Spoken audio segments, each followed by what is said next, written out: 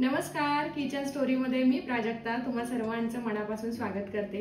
आज आपण बघणार आहोत नवरात्रीसाठी लागणारी उपवासाची भाकरी आणि छान झणझणीत असा ठेचा। रेसिपी किंवा भाजण्याची जी पद्धत आहे किंवा त्याचं माप आहे हे अतिशय सोपं आहे आणि सर्वात महत्त्वाचं त्या मापाप्रमाणे आपण जर भाजणी बनवली तर त्याची जी भाकरी आहे अतिशय मऊसूत होते, खूप छान होते। अगदी महिनाभर हे पीठ व्यवस्थित टिकून राहतं। तर नक्की या प्रमाणामध्ये तुम्ही उपवासाची भाजणी जी आहे ती बनवून ठेवावी। या भाजणीपासून फक्त भाकरीच नाही तर छान असे उपवासाचे थालीपीठ किंवा उपवासाचे डोसे, उपवासाचे मेदूवडे अतिशय छान होतात। तर नक्की तुम्ही ही रेसिपी ट्राय करून बघा।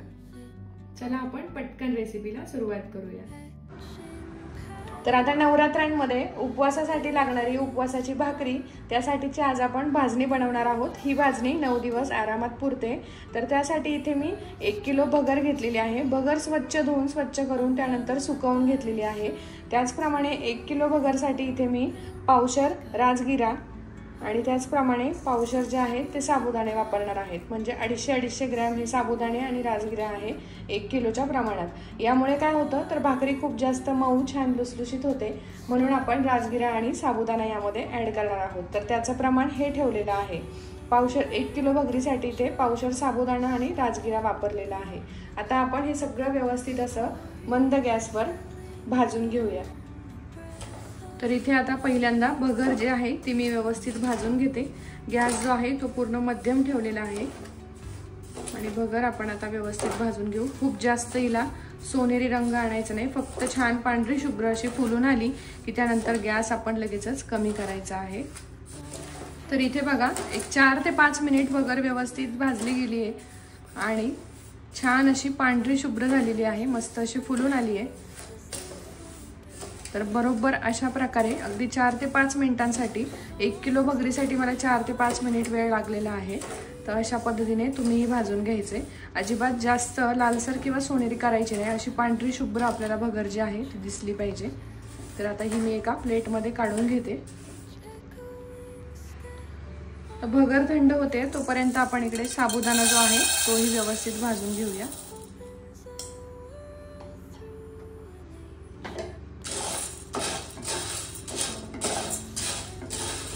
तर साबुदाण्याचा देखील फक्त छान असा पांढरा शुभ्रपणा भाजून येतो आणि छान असे ते फुलून येतात तोपर्यंत आपल्याला साबुदाणा भाजून घ्यायचा आहे। गॅस जे आहे ते मीडियम टू लोच ठेवायचं आहे। तर इथे बघा 5 ते 6 मिनिट मला 250 ग्रॅम साबुदाणा भाजायला वेळ लागलेला आहे।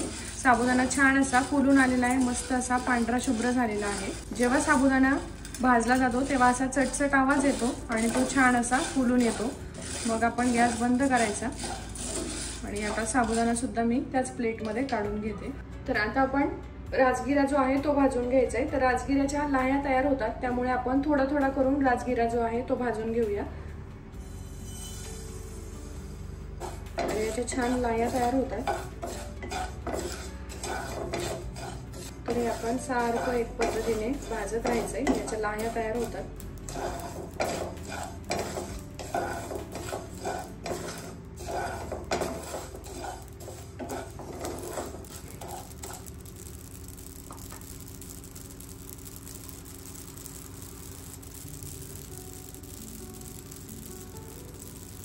तर इथे आपला राजगिरा जो आहे तो अगदी 2 मिनिटांनंतर लगेच त्याच्या लाह्या तयार होत आहे।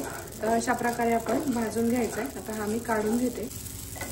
तर इथे बघा राहिलेला राजगिरा जो होता तो सुद्धा मी व्यवस्थित आता इथे भाजून घेतलाय, त्यामध्ये छान अशा लाह्या झालेल्या आहेत।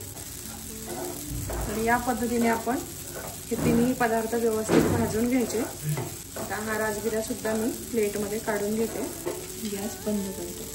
तर आपण जी भाजणी बनवली होती त्या भाजणीचं आपण छान असं पीठ दळून आणलेलं आहे। हे मी गिरणीतून दळून आणलंय। तुम्ही मिक्सरच्या साहाय्याने बारीक केलं तरी देखील चालेल, पण मिक्सरने जे बारीक केलेलं असतं त्याची व्यवस्थित अशी भाकरी बनत नाही। त्याचे थालीपीठ किंवा डोसे जे आहेत ते छान बनतात, पण भाकरी व्यवस्थित बनत नाही, म्हणून हे मी गिरणीतून दळून आणलंय। तर आपली ही जी पीठ आहे अतिशय छान मस्त असं बारीक दळलं गेलेलं आहे। आता आपण याची भाकरी करून बघूया। तर आपण इथे आता भाकरी बनवून घेऊया।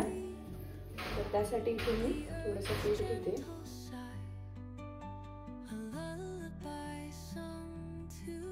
तर यामध्ये चवीनुसार आपण मीठ घालायचं.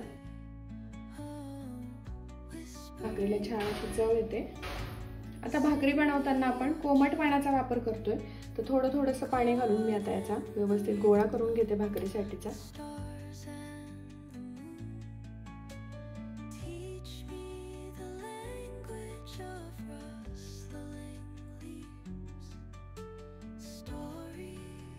तर छान अशा पद्धतीने आपण याचा गोळा जो आहे तो बनवून घ्यायचा आहे, अगदी मस्त. आणि लगेचच आपण भाकरी बनवायची नाहीये. एक 30 ते 40 सेकंदांसाठी हे पीठ व्यवस्थित आपण भिजू द्यायचंय आणि त्यानंतर भाकरी करायची, जेणेकरून त्याला चिरा पडणार नाही. तर आपण आता भाकरी बनवायला घेऊया.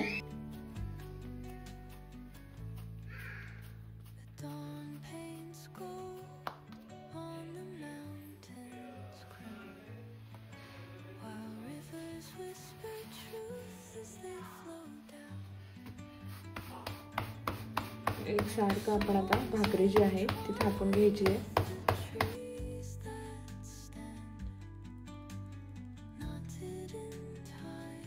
तर या पद्धतीने आपली भाकरी तयार झालेली आहे. इथे बघा, एकही चीर आपल्या भाकरीला पडली नाही. अगदी छान, खूप पातळ अशी आपली भाकरी बनवून तयार झाली आहे. तर या पद्धतीने भाजणी बनवून आणि हे प्रमाण घेऊन जर तुम्ही भाजणी बनवली उपवासाच्या भाकरीची, तर ती भाकरी अतिशय छान, अगदी मऊ आणि अजिबात चिरा न पडणारी अशी भाजणी तयार होते. तर तवा इथे व्यवस्थित गरम झालेला आहे आणि आपण लगेच आता भाकरी त्यावर भाजून घेऊया. थोडासा पाण्याचा हात लावून घ्यायचा, भाकरी छान अशी ओली करून घ्यायची. आता आपण जे भाकरीला पाणी लावलं होतं ते थोडंसं सुकायला लागलं की लगेच आपण भाकरी जी आहे ती दुसऱ्या साईडने भाजून घ्यायची आहे. या पद्धतीने एका साईडने आपली भाकरी जी आहे ती व्यवस्थित भाजली गेली आहे का बघूया. तर छान अशी भाकरी भाजली गेलेली आहे. आपण आता दुसऱ्या साईडने भाजून घ्यायची.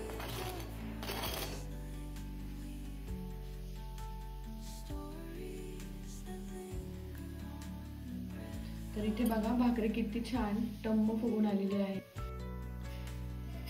छान आपली भाकरी बनवून तयार झालेली आहे.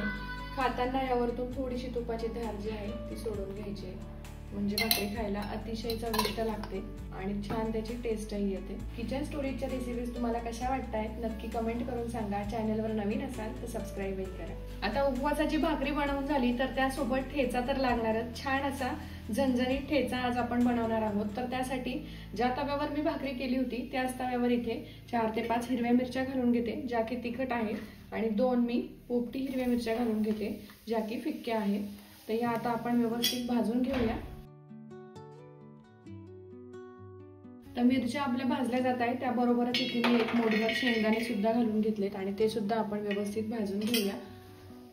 आणि अजूनही यामध्ये तेल घातलेलं नाहीये, तेल आपण सगळ्यात शेवटी घालणार आहोत.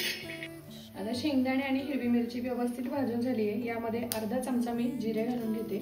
उपवासाला तुम्ही जर जिरे खात नसाल तर तुम्ही स्किप केले तरी देखील चालेल. जिरे सुद्धा व्यवस्थित आपण भाजून घेतलेले आहे. यामध्ये मी सगळ्यात शेवटी 1 चमचा तेल घालून घेते.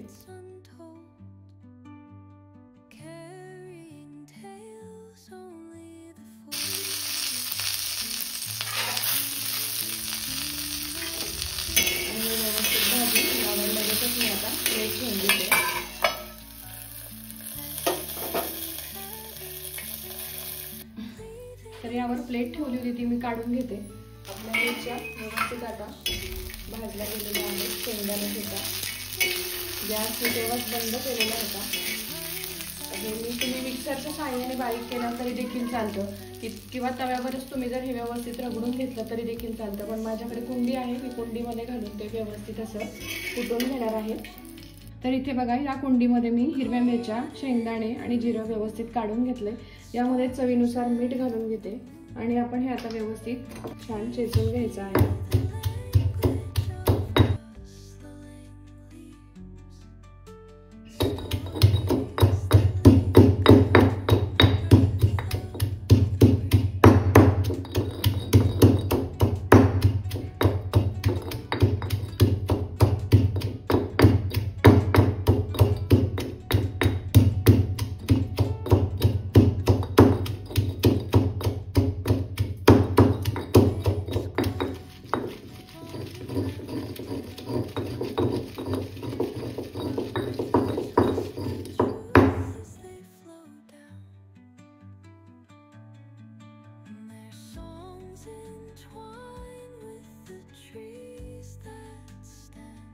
तर इथे बघा छान असं चेचून झाल्यानंतर मस्त असा आपला ठेचा बनून तयार झालेला आहे। शेंगदाणे जे आहेत ते असे थोडेसे जाडसर ठेवल्यामुळे त्याला छान अशी चव लागते किंवा दाताखाली आल्यानंतर मस्त असा त्याचा फ्लेवर लागतो। तर खूप छान असा हा ठेचा बनून तयार होतो। खूप जास्त तिखट नको म्हणून मी यामध्ये शेंगदाणे जास्त घातलेले आहे। तुम्ही शेंगदाणे तुमच्या आवडीप्रमाणे कमी जास्त करू शकता। तर हे बघा अतिशय छान यामध्ये बनवलेला ठेचा चवीला अगदी वेगळाच लागतो। मिक्सरमध्येही छानच होतो पण याची चव खूप जास्त छान लागते। तर नक्की तुम्ही ट्राय करून बघा। तर अशा प्रकारे आपली ठेचा आणि भाकरी बनवून तयार झालेली आहे। यावर थोडंसं तेल घालून घ्यायचं आणि खायला तयार आहे।